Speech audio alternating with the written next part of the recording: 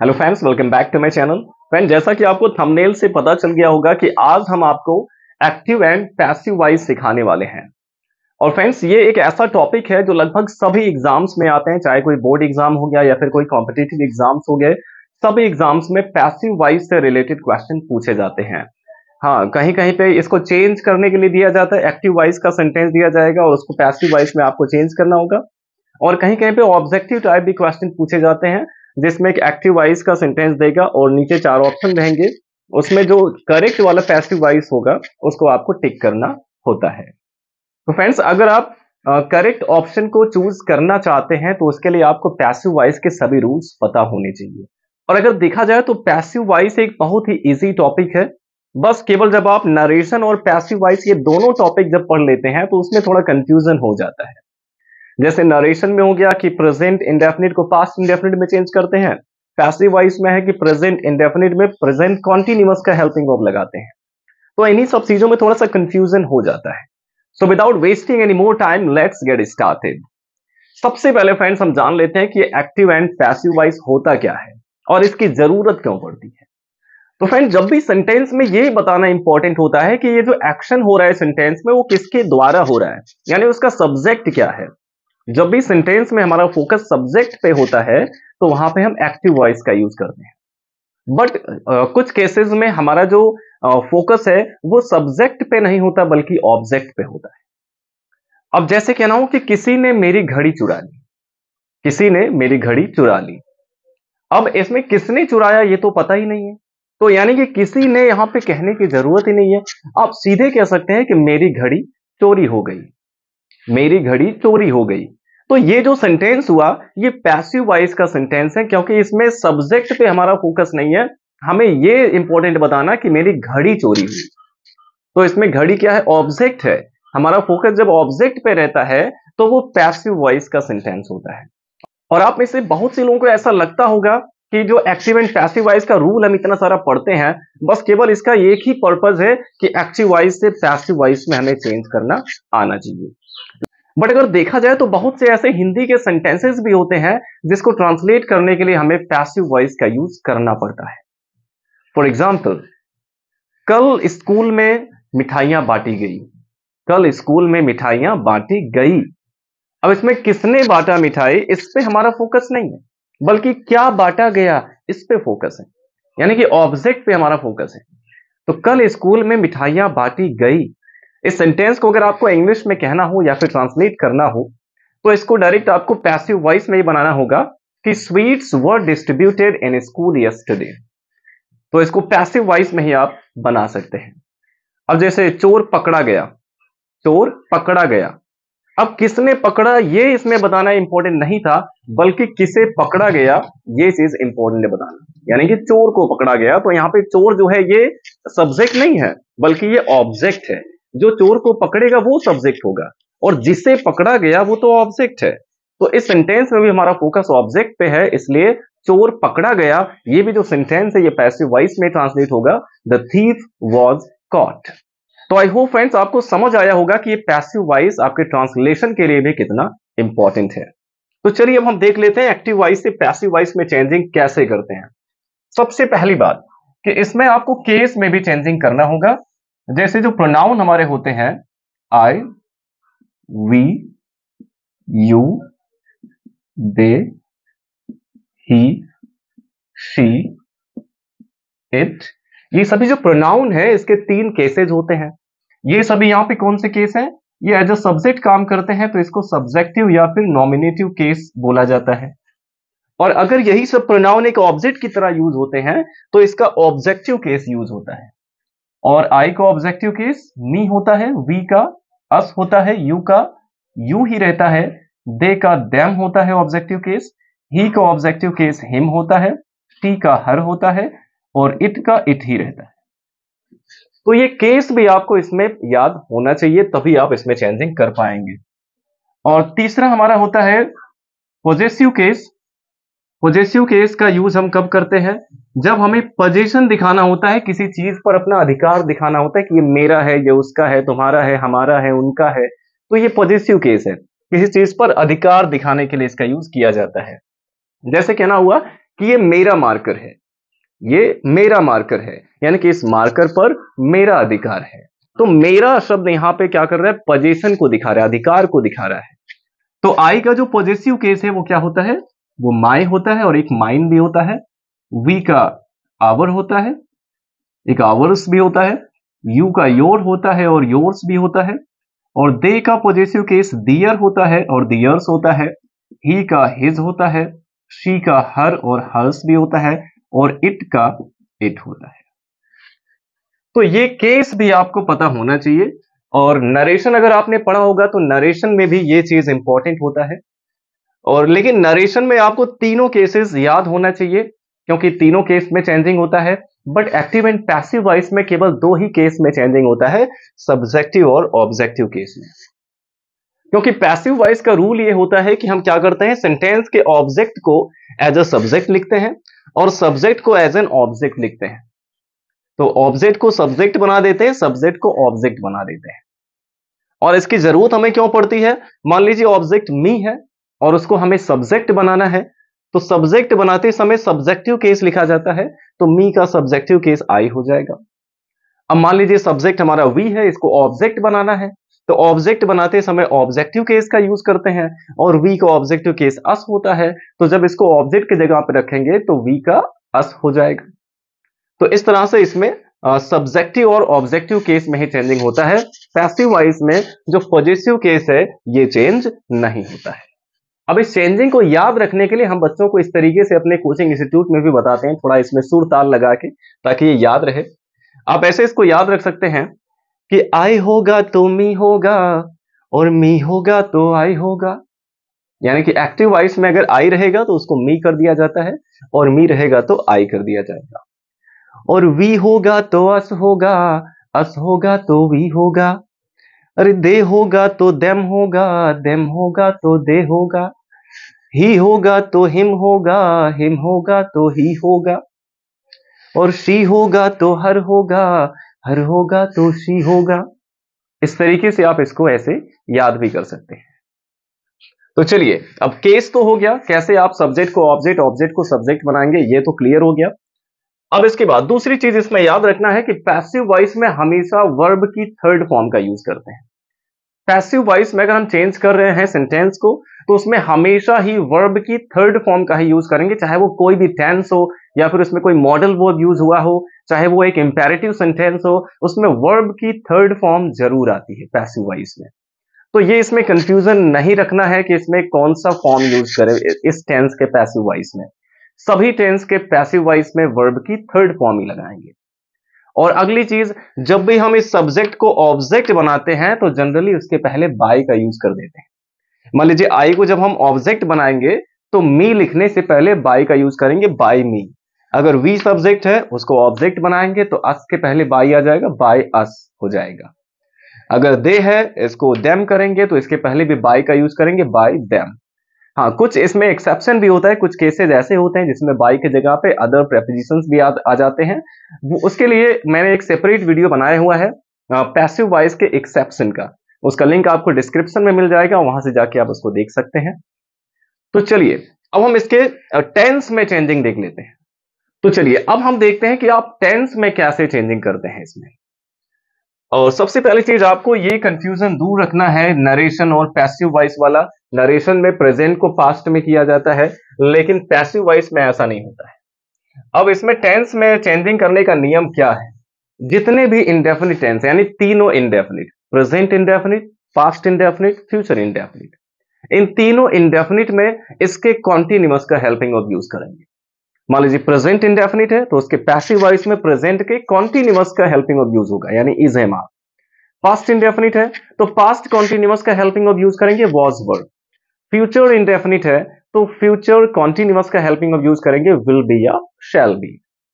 लेकिन अगर continuous tense होता है, मान लीजिए अगर कॉन्टिन्यूअस टेंस है जिसमें केवल प्रेजेंट और पास्ट कॉन्टिन्यूअस का ही पैसिव वॉइस बनता है, फ्यूचर कॉन्टिन्यूअस को पैसिव में चेंज नहीं कर सकते हैं। तो प्रेजेंट और पास्ट कॉन्टिन्यूअस की अगर बात करें तो इसके पैसिव वॉइस में हम इसी टेंस का हेल्पिंग ऑफ यूज करते हैं, यानी is am are was were ही यूज करना होगा, बट इसके साथ बीइंग का यूज कर दिया जाता है। Is am are was were आने पर is being, am being, are being, was being, were being कर देते हैं पैसिव वॉइस में। और अगर बात करें परफेक्ट टेंस की, तो परफेक्ट टेंस में उसी के हेल्पिंग वर्ब में बीन जोड़ा जाता है, बीईईएन, बीन जोड़ेंगे। कॉन्टिन्यूअस में बीइंग जोड़ते हैं, बीईआईएनजी, और परफेक्ट में बीन जोड़ देंगे उसी के हेल्पिंग वर्ब में। मान लीजिए प्रेजेंट परफेक्ट है, helping verb has have, passive voice बना रहे हैं तो हैज बीन, हैव बीन हो जाएगा। पास्ट परफेक्ट का हेल्पिंग वर्ब हैड, पैसिव बनाएंगे तो हैड बीन हो जाएगा। फ्यूचर परफेक्ट का helping verb will have, shall have, और पैसिव बनाएंगे तो will have been, shall have been हो जाएगा। और जो परफेक्ट कॉन्टिन्यूअस टेंसेज हैं, इसके तीनों परफेक्ट कॉन्टिन्यूअस टेंस को पैसिव वॉइस में चेंज नहीं करते हैं, यानी कि 12 में से केवल 8 ही टेंस को पैसिव वॉइस में चेंज करते हैं, फ्यूचर कॉन्टिन्यूअस और किसी भी परफेक्ट कॉन्टिन्यूअस का पैसिव वॉइस नहीं बनता है। तो बस 8 ही टेंस आपको इसमें देखना है। अब मान लीजिए प्रेजेंट इंडेफिनिट है, तो सबसे पहले आपको यह भी पहचानना होगा कि जो एक्टिव वॉइस का सेंटेंस दिया गया है ये किस टेंस में है, ये भी आपको पता होना चाहिए, क्योंकि इसमें सेंटेंस हिंदी में तो रहेगा नहीं कि ता है, ती है, ते हैं, ये देख के आप जानेंगे प्रेजेंट इंडेफिनिट है। रहा है, रही है देख के जानेंगे कि प्रेजेंट कॉन्टिन्यूअस है। तो इसमें सेंटेंसेस इंग्लिश में ही रहेंगे, तो उसको आपको पहचान करना भी आना चाहिए कि ये किस टेंस में है। और पहचान करने के लिए 12 में से 10 टेंस का तो पहचान करना बिल्कुल आसान है उसके हेल्पिंग वर्ब से। अगर आपको हेल्पिंग वर्ब याद है तो आप पहचान कर सकते हैं। बस केवल 2 टेंसेज ऐसे होते हैं, प्रेजेंट और पास्ट इंडेफिनिट, जिसके अफर्मेटिव में हेल्पिंग वर्ब का यूज नहीं होता है। तो उसको पहचानने के लिए आपको उसका मेन वर्ब देखना पड़ेगा कि सेंटेंस में जो मेन वर्ब है वो कहीं सेकंड फॉर्म तो नहीं है। अगर वो मेन वर्ब सेकंड फॉर्म में है, इसका मतलब वो पास्ट इंडेफिनिट है, और अगर सेकंड फॉर्म नहीं है तो यानी कि वो प्रेजेंट इंडेफिनिट है। तो इस तरीके से आप इसको पहचान कर सकते हैं। तो चलिए देखते हैं टेंस में क्या क्या चेंजिंग होगा। अभी लास्ट में आपको सभी का एग्जांपल देके ये पूरा पैसिव वॉइस एक ही वीडियो में बिल्कुल बताने वाले हैं आपको। तो देखिए, अगर सेंटेंस हमारा प्रेजेंट इंडेफिनिट का होगा एक्टिव वॉइस वाला, तो उसमें या तो वर्ब की फर्स्ट फॉर्म आएगी या वर्ब की फिफ्थ फॉर्म आएगी। और अगर वो नेगेटिव इंट्रोगेटिव होगा तो उसमें डू या फिर डज का यूज हुआ होगा। तो जब भी सेंटेंस में कोई हेल्पिंग वर्ब ना हो, केवल वर्ब की फर्स्ट फॉर्म या फिफ्थ फॉर्म आई हो, या फिर उसमें हेल्पिंग वर्ब डू या डज लगा हो, तो ऐसे सेंटेंसेस को जब पैसिव में चेंज करेंगे तो उसमें हेल्पिंग वर्ब यूज करना, यानी कि प्रेजेंट इंडेफिनिट का है तो इसमें प्रेजेंट कॉन्टिन्यूअस का हेल्पिंग वर्ब आएगा इज, एम, आर।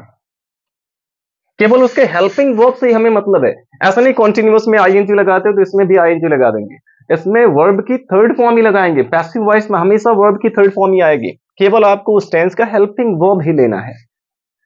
अब देखते हैं, अगर पास्ट इंडेफिनिट होगा तो उसमें वर्ब की सेकंड फॉर्म आएगी या फिर डिड आया होगा।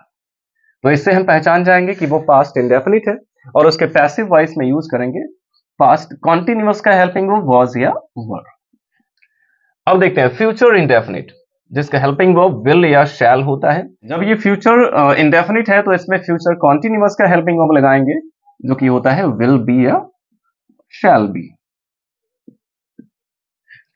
अब इसके बाद देखते हैं कॉन्टिन्यूअस टेंस, जिसमें केवल 2 ही टेंस का बनता है, और present continuous is, am, are अगर आया हुआ है तो आपको पैसिव वॉइस में इज, एम, आर का ही यूज करना है, बस इसके साथ बीइंग ऐड कर देना है, यानी is being, am being, are being हो जाएगा।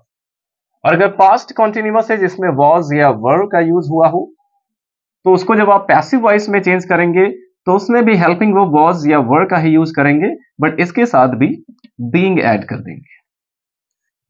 अब इसके अलावा अगर परफेक्ट टेंस की बात करें, प्रेजेंट परफेक्ट का हेल्पिंग वर्ब हैज या हैव है, तो सभी परफेक्ट में हेल्पिंग वर्ब वही रखना है। जैसे कॉन्टिन्यूअस में बीइंग ऐड किया गया है, वैसे परफेक्ट में बीन ऐड कर देना है, हो जाएगा हैज बीन या हैव बीन। और अगर हैड आता है तो पैसिव वॉइस में हो जाएगा हैड बीन। और अगर विल हैव या शैल हैव आ गया, विल हैव या शैल हैव, तो आपको इधर करना है विल हैव बीन, इसमें भी बीन ऐड कर देना है, विल हैव शैल हैव के साथ बीन ऐड कर देंगे, will have been, shall have been. तो इस तरह से फ्रेंड्स आपको 8 टेंस में चेंजिंग करना है। और इसके बाद अगर बात करें मॉडल वर्ब की, वो भी साथ ही साथ देख लेते हैं मॉडल वर्ब्स भी।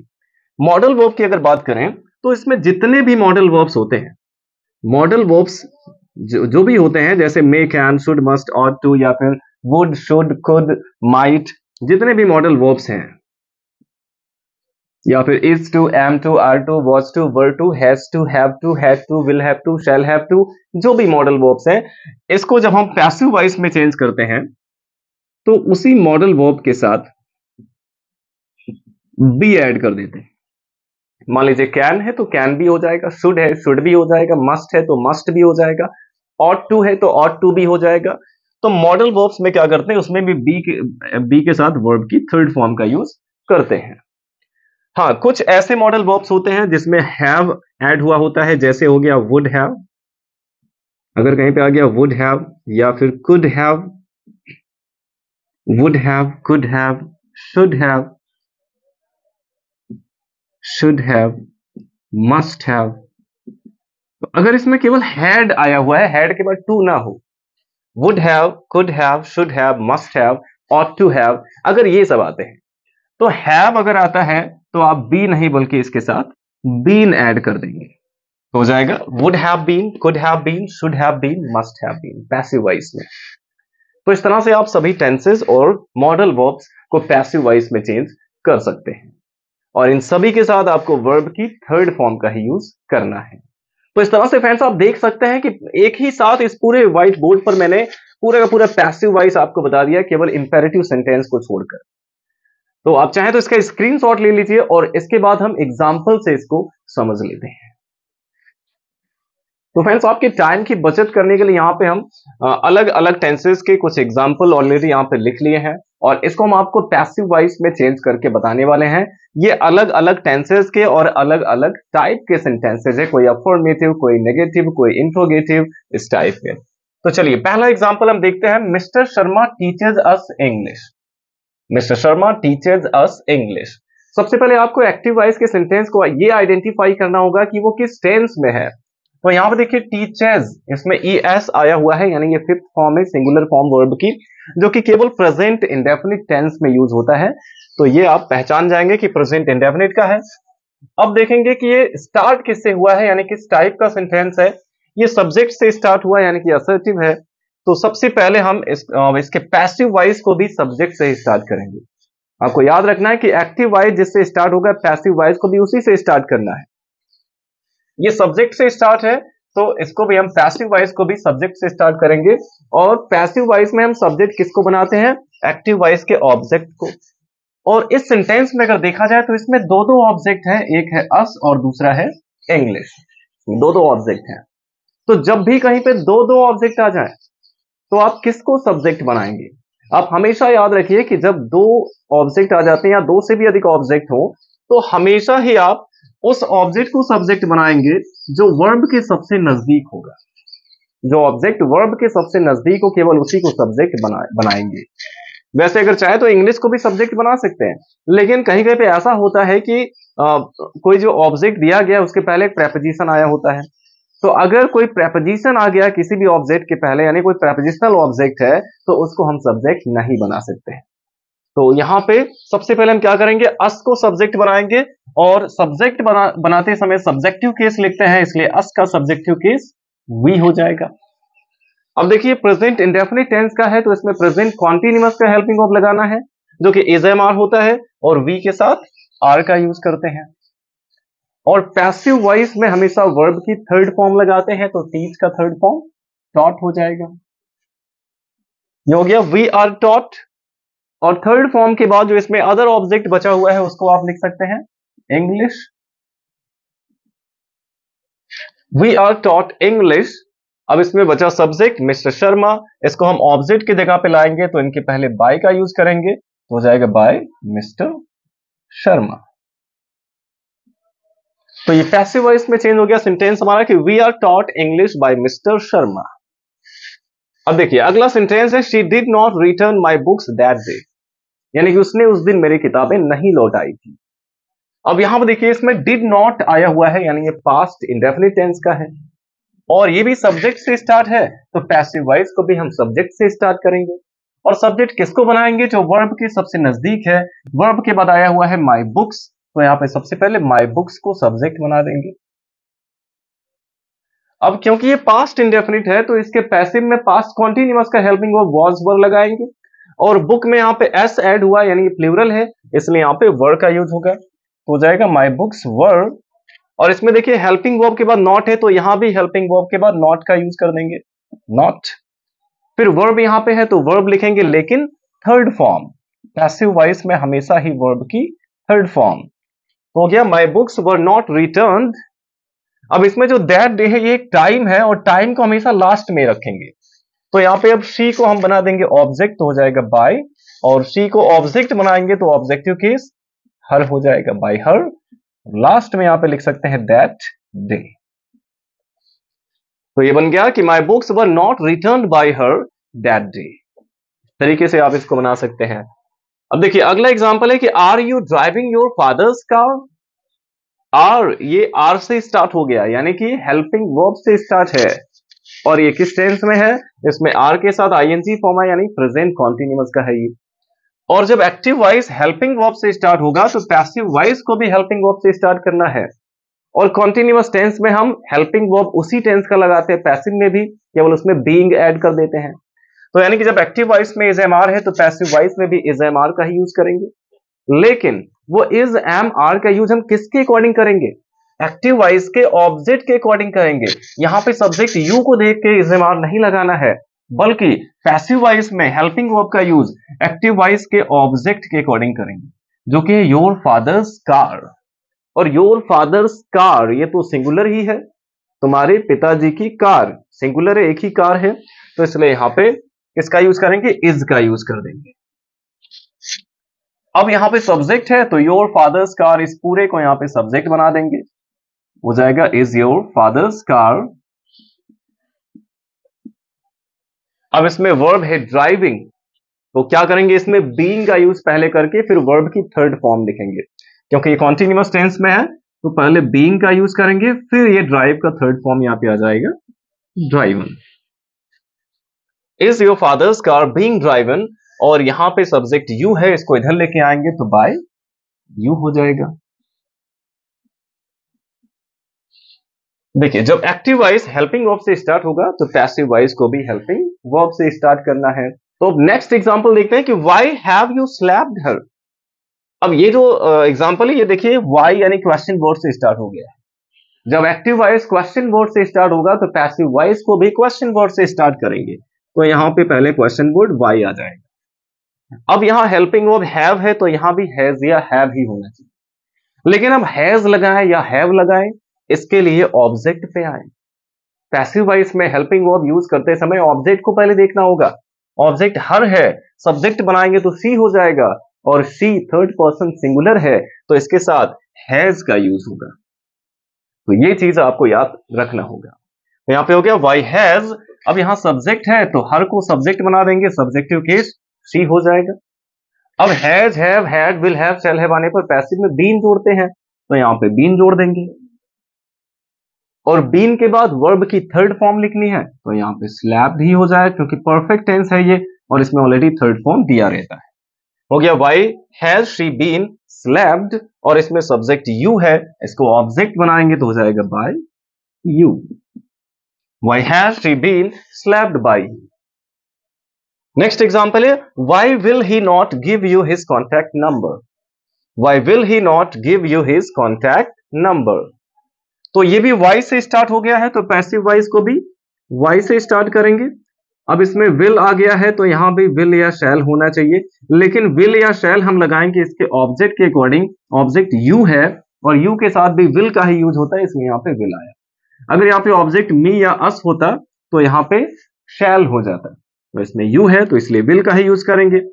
अब यू को हम इधर लेके आएंगे क्योंकि यहाँ पे सब्जेक्ट है तो यू को सब्जेक्ट बना देंगे। सब्जेक्ट के बाद नॉट है तो यहां भी सब्जेक्ट के बाद नॉट लगा देंगे, लेकिन नॉट के बाद आपको इसमें बी ऐड कर देना है, क्योंकि फ्यूचर इंडेफिनिट है। विल शैल को पैसिव में चेंज करते हैं जब, तो विल बी शैल बी हो जाता है, क्योंकि विल शैल भी मॉडल वर्ब में आते हैं और सभी मॉडल वर्ब के पैसिव में उसमें बी जोड़ दिया जाता है, इसलिए विल शैल के साथ भी बी जुड़ता है। तो why will you not B, और देखिए बी के तुरंत बाद वर्ब की थर्ड फॉर्म होनी चाहिए, वर्ब इसमें गिव है तो थर्ड फॉर्म गिवन हो जाएगा। Why will you not be given, और फिर जो अदर ऑब्जेक्ट इसमें बचा हुआ है हिज कॉन्टैक्ट नंबर, इसको यहां पे लिख सकते हैं।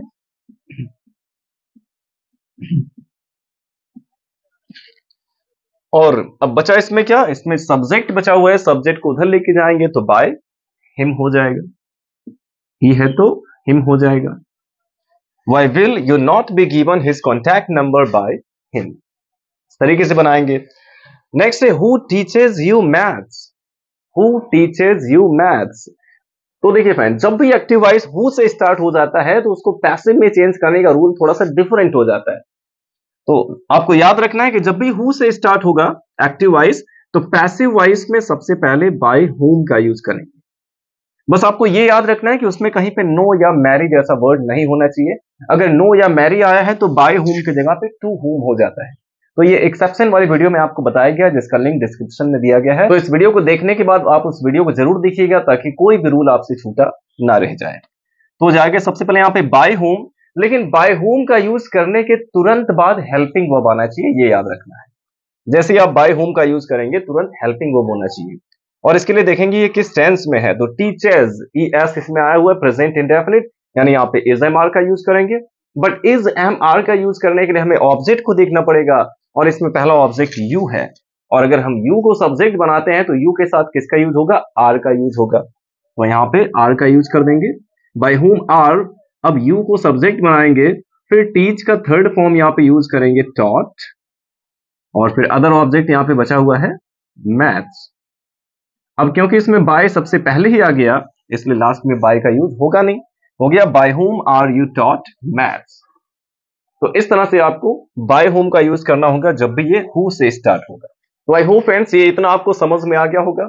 और इसके अलावा अगर कहीं पे may, can, should, must, could, would, इन सभी का यूज हुआ है तो आप उसमें पैसिव वॉइस में बी का यूज कर देंगे। और अगर उसके साथ हैव आया है तो बीन का यूज कर देंगे, would have been, could have been, should have been, must have been, इस तरीके से।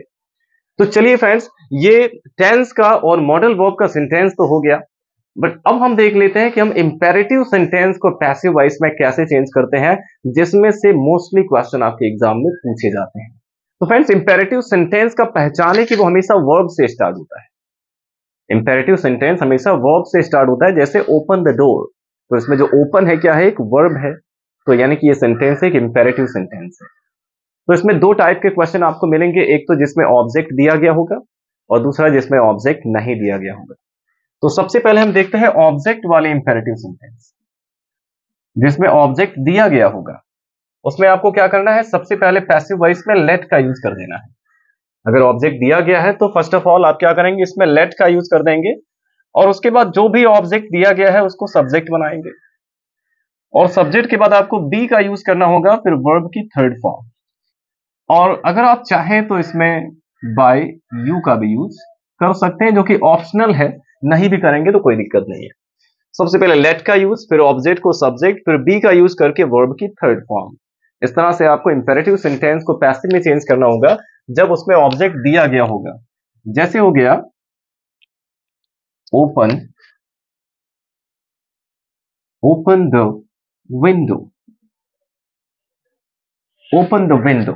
अब इसमें ओपन वर्ब है, द विंडो क्या है, ऑब्जेक्ट है। तो इसमें ऑब्जेक्ट दिया गया है, तो सबसे पहले क्या करेंगे, इसमें लेट का यूज कर देंगे, फिर द विंडो जो इसका ऑब्जेक्ट है इसको सब्जेक्ट बना देंगे, लेट द विंडो, और इसके बाद बी का यूज करके वर्ब की थर्ड फॉर्म लिख देनी है। वर्ब ओपन है तो हो जाएगा ओपन, और बाय यू तो ऑप्शनल है, उसको लगाएं या फिर ना लगाएं। ये हो गया let the window be open. इस तरीके से बना सकते हैं। लेकिन इसमें एक चीज आपको याद रखना है कि अगर इसमें जो ऑब्जेक्ट है वो कोई प्रोनाउन होता है, जैसे हो गया give him a chair, give him a chair. अब इसमें जो इसका ऑब्जेक्ट है, फर्स्ट ऑब्जेक्ट ये हिम है जो कि एक प्रोनाउन है, और जब इसको आप पैसिव में चेंज करेंगे तो यहां पे सबसे पहले लेट का यूज करेंगे, और इसके बाद हिम को यहां पे जब सब्जेक्ट बनाएंगे तो इसका सब्जेक्टिव केस नहीं लिखा जाएगा।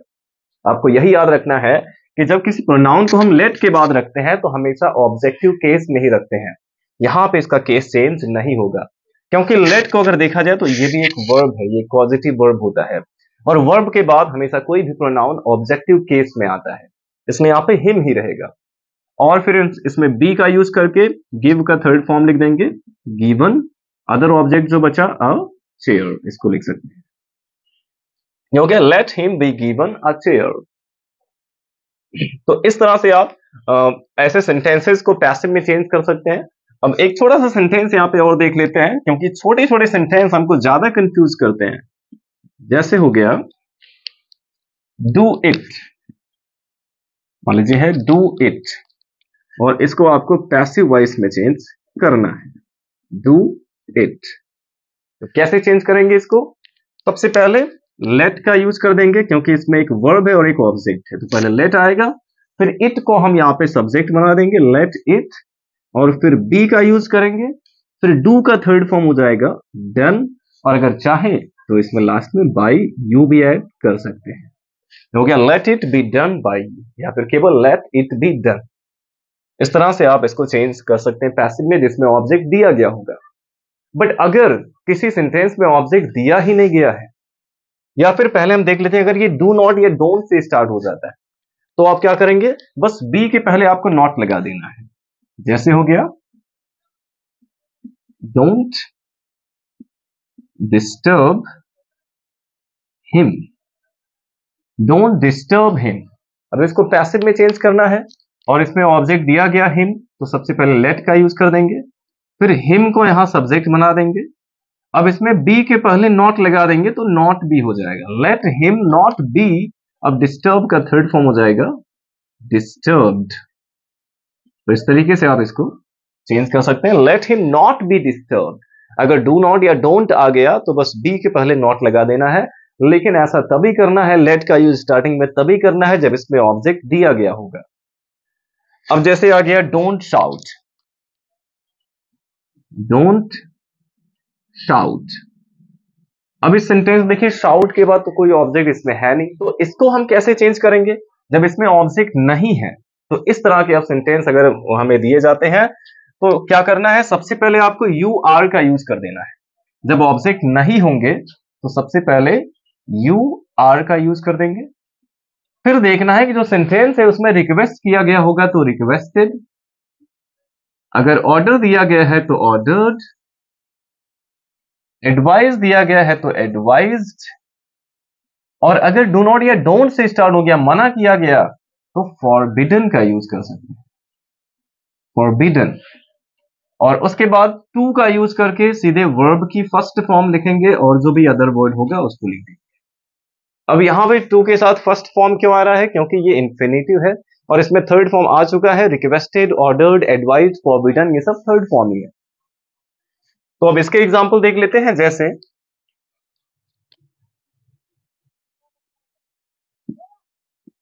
जैसे हो गया प्लीज हेल्प मी। अब यहां पर देखिए, इसमें हेल्प के बाद ऑब्जेक्ट मी दिया गया है, लेकिन जब प्लीज आ जाएगा तो आप इसको लेट का यूज करके नहीं बनाएंगे। प्लीज आने पर आपको इसी तरीके से बनाना होगा, क्योंकि इसमें रिक्वेस्ट किया गया तो यू आर रिक्वेस्टेड। अगर प्लीज आ जाएगा तो सबसे पहले आपको रख देना है यू आर रिक्वेस्टेड, और इसके बाद टू का यूज करके और प्लीज को हटा देंगे, सीधे वर्ब की फर्स्ट फॉर्म आएगी हेल्प, और अदर वर्ड इसमें जो भी है उसको लिखेंगे me. You are requested to help me. अब जैसे ये था डोंट शाउट, तो यहां पे चिल्लाने से मना किया गया है, डोंट से स्टार्ट हो गया है। अब इसको कैसे चेंज करेंगे?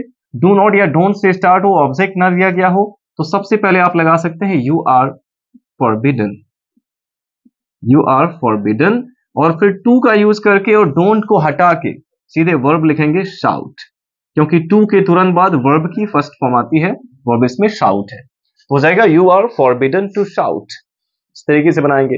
मान लीजिए उसमें ऑर्डर दिया गया है या फिर एडवाइस दिया गया है। अब जैसे हो गया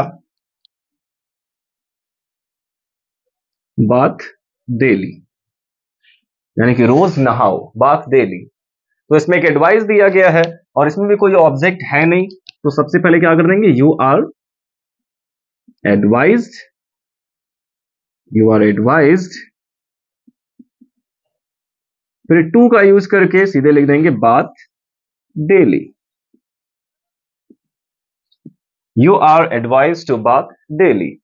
इस तरीके से इसको बना सकते हैं। तो आई होप फ्रेंड्स अब आपको समझ में आ गया होगा कि कब आपको लेट का यूज करना है और कब you are requested, ordered, advise, forbidden इनका यूज करना है। तो इस तरह से फ्रेंड्स हम इंपेरेटिव सेंटेंस को पैसिव वॉइस में चेंज कर सकते हैं। आई होप ये सारे रूल आपको बहुत ही अच्छे से समझ आ गए होंगे और अब आपको पैसिव वॉइस में कोई भी प्रॉब्लम नहीं आने वाली है। अगर एक्सेप्शन से रिलेटेड कोई प्रॉब्लम आती है तो आप उसका वीडियो जरूर देख लीजिए, जाके डिस्क्रिप्शन में उसका लिंक आपको दिया गया है। तो वीडियो अच्छा लगा हो तो लाइक करिएगा और अगर आप ऐसे और वीडियोस देखना चाहते हैं तो हमारे चैनल को सब्सक्राइब करें और अपने सभी फ्रेंड्स के साथ भी शेयर जरूर करें। Thanks for watching.